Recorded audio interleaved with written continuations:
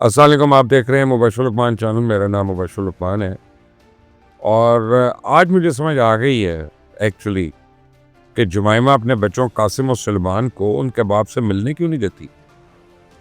आज पता चला कि वो टेरियान को भी अपने बाप के साए से क्यों महफूज रखती है, क्योंकि वो जानती है कि इमरान खान का साया किसी तनावर दरख्त पर पड़ जाए तो वो सूख जाता है। वक्त ने साबित किया है कि जो शख्स भी इमरान खान की दोस्ती या उसकी वफादारी का दम भरता है वो कहीं का नहीं रहता। आप आसान नियाजी को देख ले, उस बेचारे को इमरान खान की कुर्बत का खुमियाजा मजीद 10 साल भुगत रहे हैं अभी। आप चौधरी परवेज लाई को देख ले, अच्छे भले वफादार इंसान थे। जो ही इमरान खान के करीब हुए, ना सिर्फ उनका सियासी करियर बर्बाद हुआ बल्कि खानदान से भी वो शख्स कट गया। शेख रशीद को देख लें, जिस दिन इसने इमरान खान की दोस्ती का दम भरना शुरू किया उसी दिन से वो रांदा दरगाह है। गेट नंबर 4 उसे बंद हो चुका है और इस उम्र में इसे लंबा चिल्ला काटना पड़ेगा। बेचारा अब कोई सियासी पेशन गोई करने के काबिल भी नहीं रहा। जिस तवातर से इमरान खान का नाम ट्रंप के साथ दिया जा रहा था तो मुझे तो डर था कि कहीं ये शख्स डोनाल्ड ट्रंप को भी ना लेके बैठ जाए। वही हुआ। एक अमरीकी अदालत ने वो हश मनी केस में ट्रंप को मुजरिम तो करार दे दिया।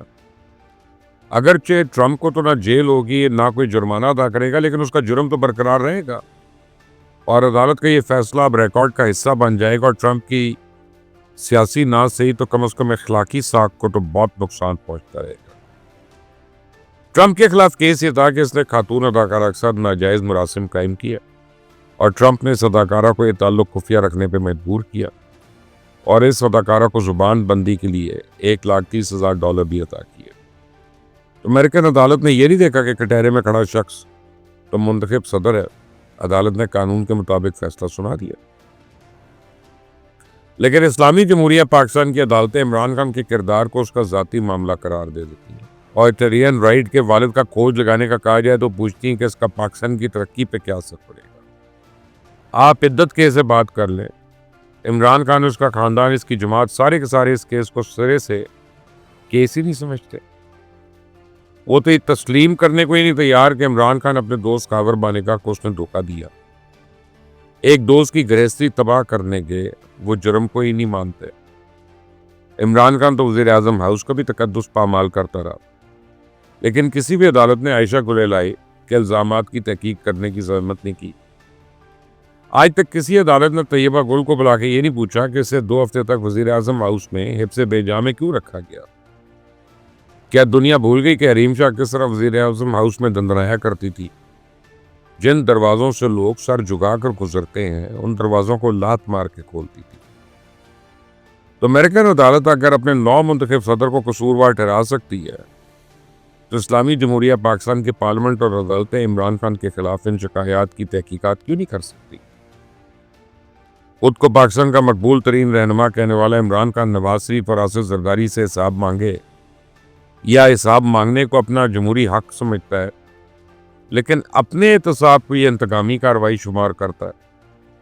सीता वाइट से लेकर पिंकी पीरनी तक, बनी गाला की तामीर से लेकर घड़ी चोरी तक, ये अपने हर काले करतूत को जाती मामला करार दे के सवाल न करने की तलकीन करता है, लेकिन अपने मुखालफीन के माजी हाल और मुस्तकबिल का कट्टा चट्टा खोल कर झूठ बोलना वो अपना हक समझता है। पाकिस्तान की अवाम इस नाम नेहाद मकबूल रहनुमा की हस्तियत तो अब जान चुके हैं। इनके दोगलेपन से अब हर कोई वाकिफ है, इसलिए सिविल नाफरमानी की तहरीक बुरी तरह नाकाम हो गई है। स्टेट बैंक ऑफ पाकिस्तान के जारी करदा आदाद शुमार साबित करते हैं कि अवाम अब इस नौटंकी की किसी कॉल पे कान नहीं धरने वाले। रवा माली साल की पहली यानी क्वार्टर में बैरून मुल्क पाकिस्तानियों ने 33% ज़्यादा रकूम बेच के इसके मुंह पे थप्पड़ मारा। बैरून मुल्क पाकिस्तानियों ने सिर्फ पिछले दिसंबर में $3 अरब वतन वापस बेचकर साबित किया कि वो इंतशार की सियासत पे यकीन नहीं रखते और उन्होंने कस के इमरान खान के मुंह पे तमाचा मारा। अपनी अजीमत बटाने के लिए शेख वकास अकरम तो ये कह रहे हैं कि जी तरसीलात ज़रना भेजने की कॉल के इल्ज़ामात अगले 3 महीने तक ये नहीं मिलेंगे।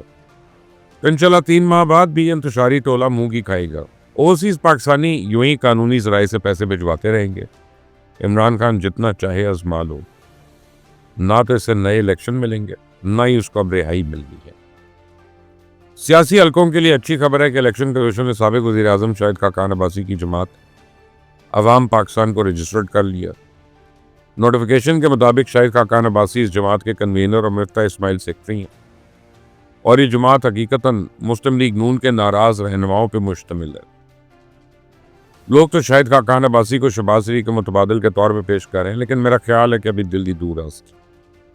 प्रोजेक्ट इमरान खान की नाकामी और इसके आफ्टर शॉक्स के बाद मुझे नहीं लगता कि एस्टेब्लिशमेंट अभी कोई नया तजुर्बा करने के लिए आमादा है। शाहिद खाकान अब्बासी और मिफ्ता इस्माइल की मईशत को समझने के दावे अपनी जगह, लेकिन कबूलियत से पहले इन दोनों रहनुमाओं को अवामी मकबूलियत दरकार है, जो यकीनन रातों रात तो नहीं मिलती। अगले इलेक्शन तक ये टांगा पार्टी से एक प्रेशर ग्रुप बनने में कामयाब हो गई तो मैं शाहिद खाकान अब्बासी की जीत समझूंगा। पाकिस्तान के लिए एक अच्छी खबर यह है कि PIA का यूरोप के लिए फ्लाइट ऑपरेशन 4.5 साल बाद बहाल हुआ है।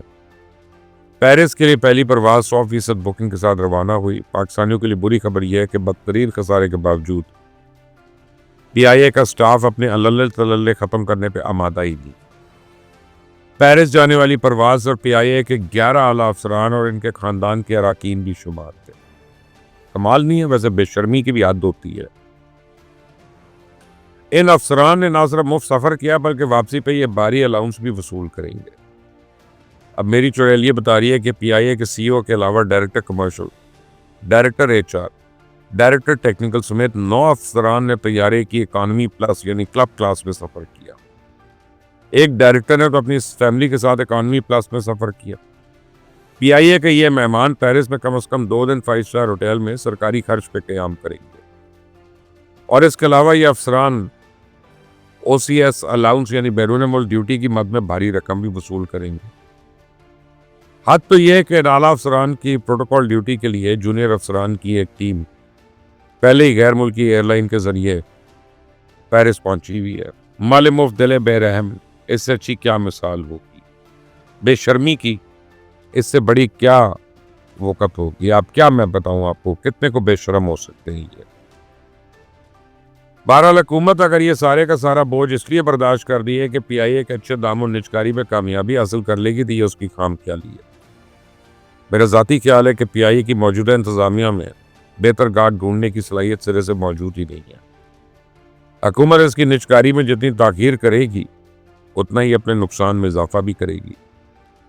एस्टैब्लिशमेंट और हुकूमत के दरमियान एक बात तय हो चुकी है कि पाकिस्तान अब तो ना तो अपनी सरहदों के अंदर किसी इंतशार को बर्दाश्त करेगा, ना ही सरहद पार से होने वाले किसी मजूम कार्रवाई को नज़रअंदाज करेगा। अफगानिस्तान के तमाम मीडिया आउटलेट्स एक बार फिर वावेला कर रहे हैं कि पाकिस्तान ने परसों अफगानिस्तान में एक और सर्जिकल स्ट्राइक की है। अफगान मीडिया हाउसेस के मुताबिक अफगान सरजमीन पर पाकिस्तान का तीसरा हमला है। आगे जब पाकिस्तान के दफ्तर खारजा ने अभी तक इस इशू पे कोई बयान नहीं जारी किया, लेकिन अफगानिस्तान की अबूरी हुकूमत को बहुत पहले बता दिया गया था कि अगर इसने सरजमीन पर दहशत गर्दी का सफाया ना किया तो फिर पाकिस्तान यूं ही घर में घुस कर मारेगा और मारता रहेगा और इस सिलसिला रुकने वाला नहीं है।